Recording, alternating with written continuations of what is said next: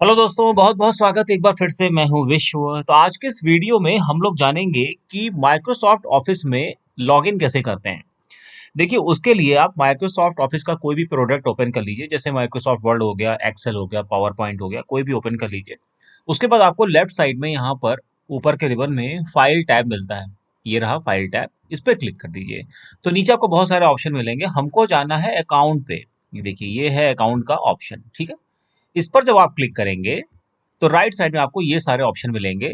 अब यहाँ पर देखिए, ये है साइन इन का ऑप्शन। ठीक है, बस इस पे क्लिक कर दीजिए। उसके बाद आप ईमेल आईडी यहाँ पे डाल सकते हैं, फोन डाल सकते हैं और स्काइप डाल सकते हैं, जो भी जिससे भी आप लॉगिन करना चाहें। तो मान लीजिए कि हम ईमेल से लॉगिन करना चाहते हैं, तो हमने यहाँ पर अपनी ईमेल आईडी डाल दी। उसके बाद यहाँ पर देखिए, ये नेक्स्ट का ऑप्शन यहाँ पर आपको मिलता है, इस पर क्लिक कर दीजिए। अब ये आपसे पासवर्ड पूछेगा। ये देखिए, ये पासवर्ड आज इसने पूछेगा। अब पासवर्ड यहाँ पर एंटर करते ही आप लॉगिन कर